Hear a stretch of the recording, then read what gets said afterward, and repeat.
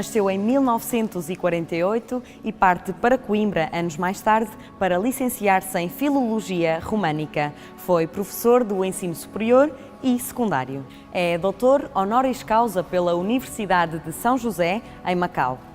Ilíada, antes e depois, é o mais recente título da obra de Vasco Pereira da Costa.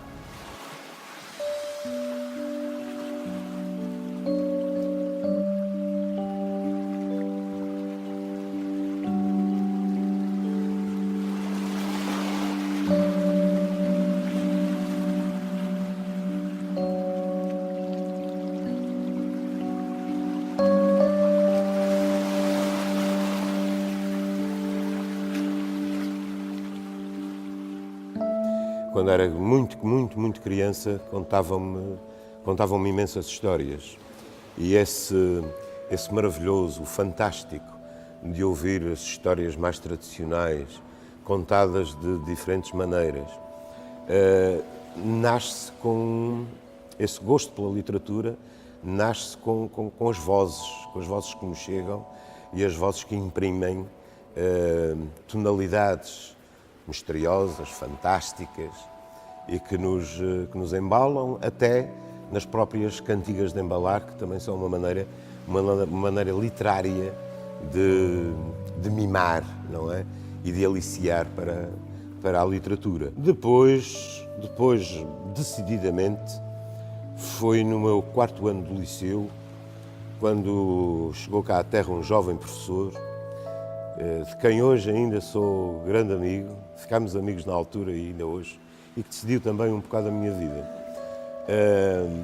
que foi o Dr. José Luís Louro. Era então, na altura, um jovem professor, eu era um miúdo de 14 anos, e ele começou a primeira aula a dizer um poema de Fernando Pessoa: ai, que liberdade, ai, que prazer não cumprir um dever, ter um livro para ler e não o fazer. Ler é maçada, estudar é nada, o sol doira sem literatura, o rio corre bem ou mal sem edição original. É interessante como o lirismo, a lira, não é? A música das palavras e aquilo que aquelas palavras significavam na altura representaram no miúdo e se calhar ali se decidiu que eu também quereria, de algum modo, escrever daquela maneira e poder dizer daquela maneira. Eu não tenho um livro, acho que ninguém tem um livro da vida, não é? Homero, vamos lá ver, o conjunto de pessoas que trouxeram os Aedes gregos, que formularam a Ilíada e a Odisseia. Sei lá, Dante, Petrarca, com certeza, François Villon, com certeza também, Montaigne, absoluta, Boris Vian, com certeza, Camões, com certeza, portanto, António Nobre, Cesário Verde, Antero, quer dizer, há uma família, não é, de escritores, de poetas que marcaram, que são aqueles que conseguiram suplantar o seu tempo, porque são poucos aqueles que conseguem ultrapassar os séculos e serem lidos e relidos.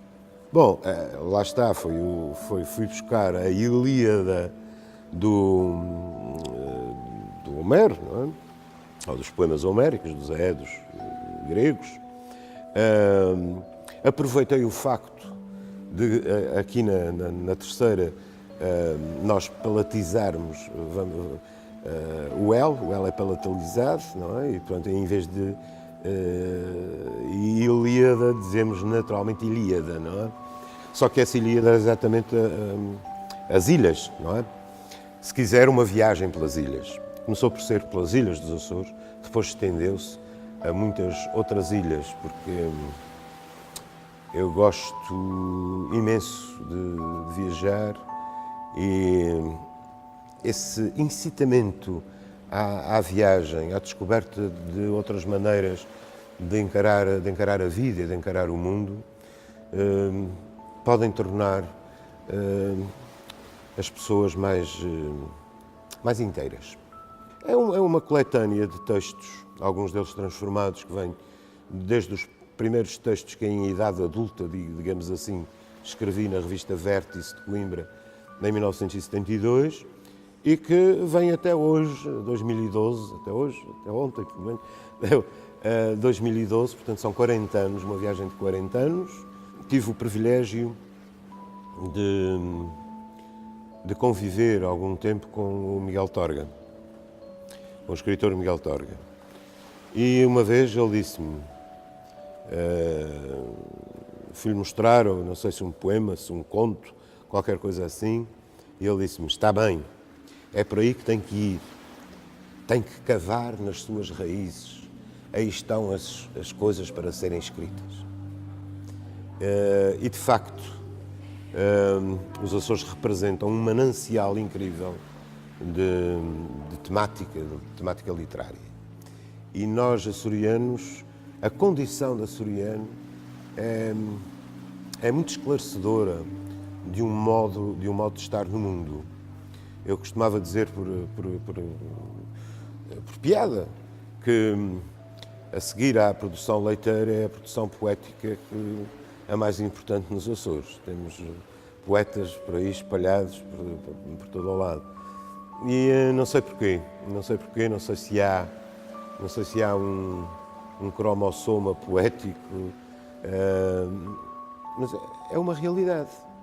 Repare como nove ilhas e uma população reduzida consegue dar poetas de primeira água, não é? Os livros, qualquer livro, leva-nos a um conhecimento muito mais amplo, não é? E, portanto, é esse conhecimento da vida que é importantíssimo nós termos, sobretudo, e conhecer, por exemplo, todas as grandes oposições que nos caracterizam a civilização humana, não é? O amor e o ódio, a vida e a morte, os anjos e os demónios, o céu e os infernos. E a ficção faz parte, a ficção, a poesia, a música, faz parte dos encantos da vida. E ninguém quer ter uma vida soturna, não é? Todos queremos ter uma vida plena, conhecedora e que nos dê possibilidades também de escolher. E, portanto, ler é um princípio de vida. Só está vivo quem é capaz de descodificar, de entender o mundo.